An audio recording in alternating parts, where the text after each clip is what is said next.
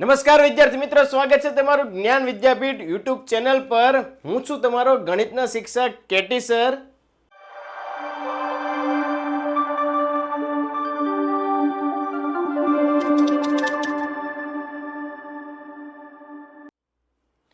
વિદ્યાર્થી મિત્રો, આજે આપણે ખૂબ સરસ મજાનો એવો એક્ઝામ્પલ ગણવાના છીએ. ચેપ્ટર નંબર 3 દ્વિચલ સુરેખ સમીકરણ યુગ્મની અંદર જે સ્વાધ્યાય 3.2 પ્રશ્ન 2 નો એકદમ મોસ્ટ આઈએમપી ક્વેશ્ચન છે વિદ્યાર્થી મિત્રો, અને એ એકદમ સરળ રીતે હું તમને સમજાવીશ. ચેપ્ટર નંબર 3 નો આ સ્વાધ્યાય 3.2 પ્રશ્ન 2 કે જે તમને 3 ગુણની અંદર પૂછાય છે. કેટલા વિદ્યાર્થી મિત્રો? 3 ગુણની અંદર, અને ખૂબ જ અગત્યનો છે. તો વિદ્યાર્થી મિત્રો, આ વિડીયો લેક્ચર જોવાનું ચૂકતા નહીં. શરૂઆતથી લઈને એન્ડ સુધીનો જે આ એક્ઝામ્પલમાં કઈ રીતે સ્ટેપ આવે છે, કઈ રીતે આનો આન્સર આવે છે, એ વિદ્યાર્થી મિત્રો જોવાનું ભૂલતા નહીં.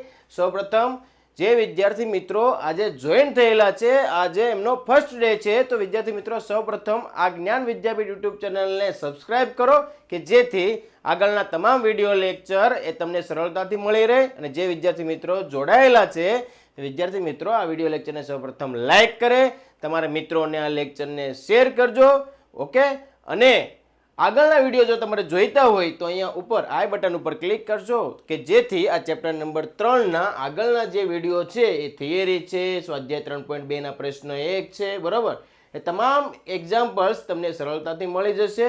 અને વધુ માહિતી માટે નીચે તમને ઇન્સ્ટાગ્રામ લિંક, ફેસબુક લિંક આપેલી છે, તો એના પર જોઈન થઈ જાઓ અને કોઈ પણ ક્વેશ્ચન હોય તો તમે એમાં પૂછી શકો છો. ઓકે, શરૂઆત કરીએ સ્વાધ્યાય 3.2 પ્રશ્ન 2 કે જે ખૂબ જ અગત્યનો છે, ખૂબ જ અગત્યનો બાળકો.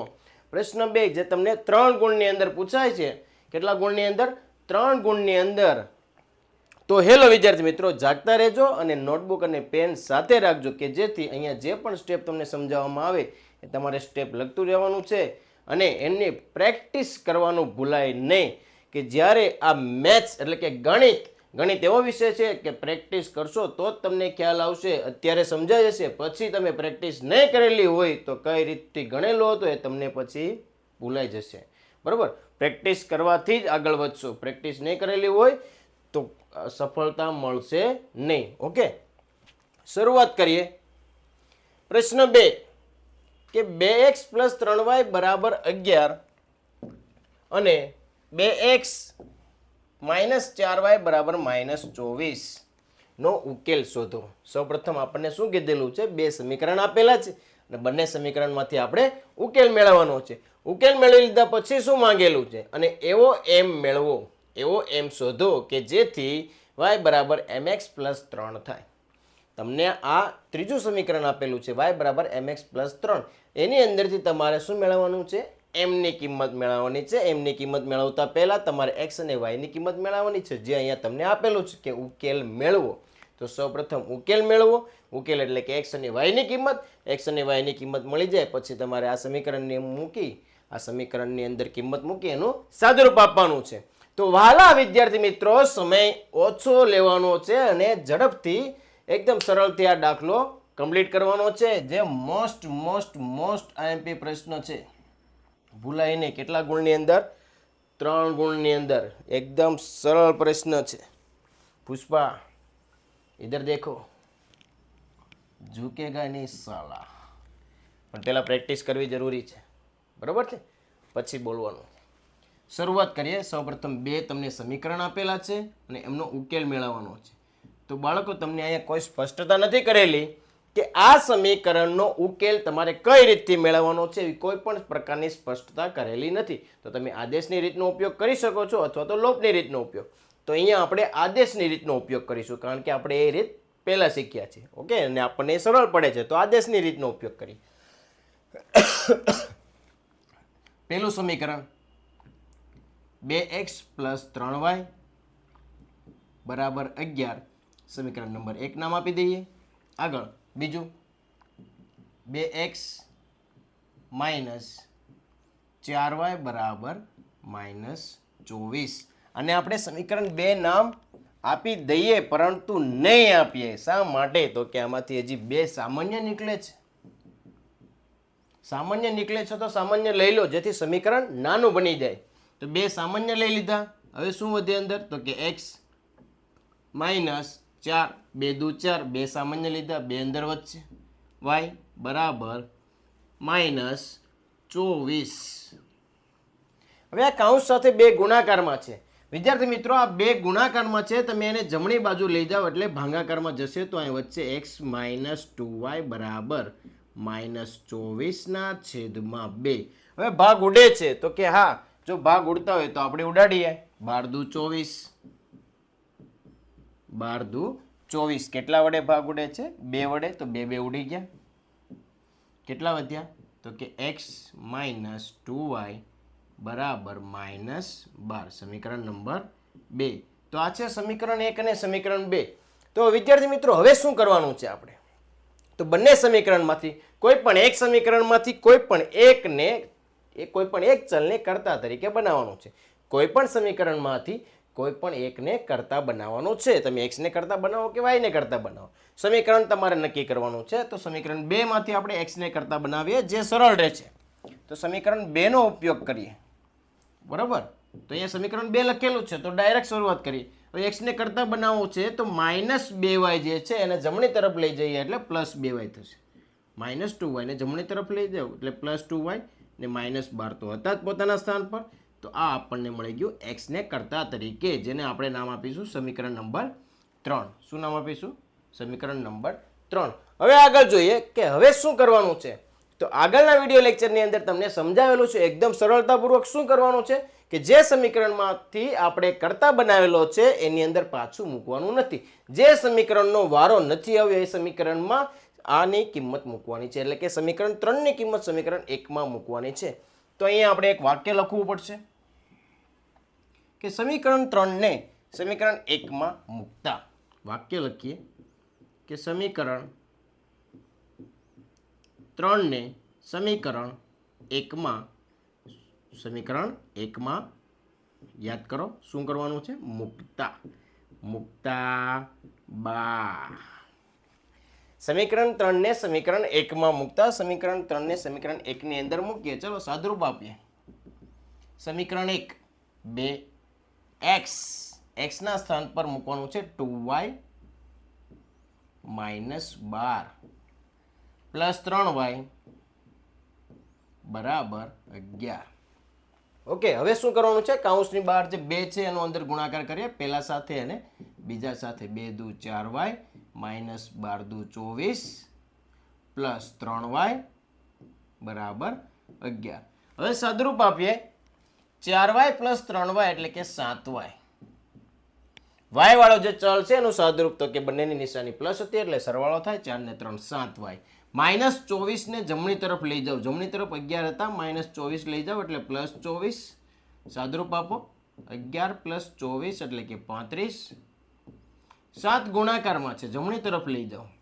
7 ગુણાકારમાં છે, જમણી તરફ લઈ જાઓ એટલે ભાગાકારની અંદર જશે તો 35/7. તો બાળકો 7 નો ઘડિયો જો આવડતો હોય તો ભાગ પાડો. ચલો 7 × 8 7 × 14 7 × 5 7 પંચો 50 પરથી યાદ આવ્યું તો હમણાં પંજો મળવાનું ચાલુ થઈ જાય. પંજો પતંગ ઉડી જાહે. y ની કિંમત મળી ગઈ બાળકો. જો પ્રેક્ટિસ નહીં કરો ને તો પરીક્ષા ઉડી જાહે. હે કે? એટલે ફટાફટ ધ્યાન આપજો બાબુ. y ની કિંમત તમને મળી ગઈ 5. હવે આ જે y ની કિંમત છે એ તમારે મૂકવાની છે સમીકરણ 3 ની અંદર. ક્યાં મૂકવાની છે? સમીકરણ 3 ની અંદર. તો સમીકરણ 3 માં મૂકીએ શું? y ની કિંમત. શું મૂકવાની છે? y ની કિંમત. તો વાક્ય લખો કે y ની કિંમત સમીકરણ 3 માં મૂકતા. સમીકરણ 3 માં જ કેમ મૂક્યું સર? સરળતા રે બતાવો એટલે સરળ જે પડે ને એની અંદર મૂકવાનું.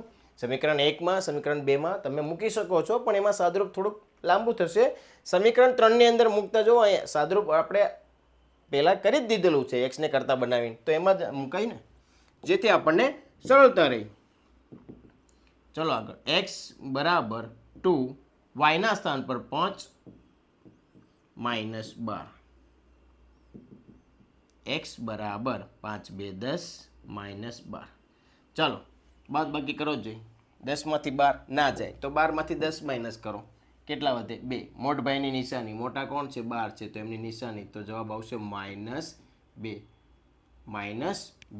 તો આપણને આન્સર મળી ગયો અહીંયા ચેક કરી લો કે x બરાબર -2 અને y બરાબર 5 તો અહીંયા આપણને ઉકેલ મળી ગયા કોના તો કે આપેલ સમીકરણના ઉકેલ મળી ગયા હવે આપણે m મેળવવાનો છે કેમાંથી તો કે આ y બરાબર mx + 3 ની અંદરથી આપણે m મેળવવાનો છે હવે એની પ્રોસેસ કરીએ કિંમત મળી ગયા પછી m મેળવવાનો ચાલો સમીકરણ કયું આપેલું હતું તો કે y બરાબર mx + 3 y ની કિંમત કેટલી હતી તો કે 5 બરાબર m x ના સ્થાન પર -2 + 3 અહીંયા ધ્યાન બાળકો કે આ +3 ને ડાબી તરફ લઈ જાવ એટલે -3 થશે બરાબર અહીંયા શું વધશે તો કે +- -2 × m 2m 5 માંથી 3 માઇનસ કરો કેટલા વધે 2 વધે -2 ગુણાકારમાં છે ડાબી તરફ લઈ જાઓ ભાગાકારની અંદર -2 અહીંયા શું વધશે m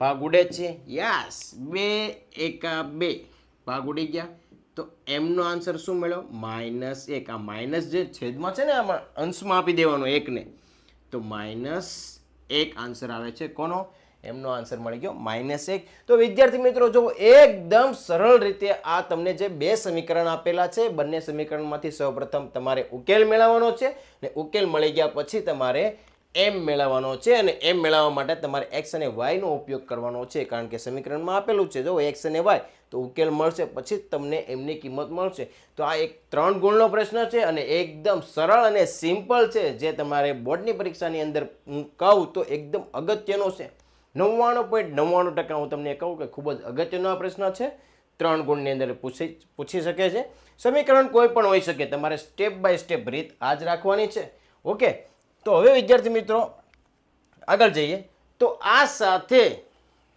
આપણે આજનો આ જે લેક્ચર ફિનિશ કરીએ છીએ અને નેક્સ્ટ લેક્ચરની અંદર આપણે લઈને આવીશું નવા દાખલાઓ નવા એક્ઝામ્પલ્સ અને રીત આપણે કઈ વાપરવાની છે આદેશની રીત કઈ રીત વાપરવાની છે આદેશની રીત પરંતુ એ જે એક્ઝામ્પલ્સ છે એ થોડાક ડિફરન્ટ છે અહીંયા તમને સમીકરણ આપેલા હતા જ્યારે હવે જે એક્ઝામ્પલ આવવાના છે એમાં સમીકરણ આપેલા નથી આપણે ક્વેશ્ચન ઉપરથી આપ સમીકરણ બનાવવાના છે સમીકરણ બની ગયા પછી એમનો ઉકેલ મેળવવાનો છે તો એ જોવા માટે અમારી સાથે જોડાતા રહો જ્ઞાન વિદ્યાપીઠ યુટ્યુબ ચેનલ સાથે જોડાતા રહો જે વિદ્યાર્થી મિત્રો હજુ સુધી જોઈન નથી ત્યાં ફટાફટ સબસ્ક્રાઇબ કરી દો જેથી આવનારા તમામ વિડીયો લેક્ચર્સ જે છે તમારા સુધી ફટાફટ પહોંચી જાય અને તમે પણ તમારા માર્ક્સમાં ઇન્ક્રીમેન્ટ લાવી શકો ધોરણ 6 થી લઈને ધોરણ 12 સુધીનું અહીંયા ભણાવવામાં આવે છે તો વિદ્યાર્થી મિત્રો વગર ફીસ છે તમને અહીંયા શિક્ષણ આપવામાં આવે છે તો એમનો લાભ ઉઠાવો અને અમારી સાથે જોડાતા રહો ફટાફટ લાઈક કરી દો આ વિડીયો લેક્ચરને અને આગળ વધતા રહો ચલો જય ભારત જય હિન્દ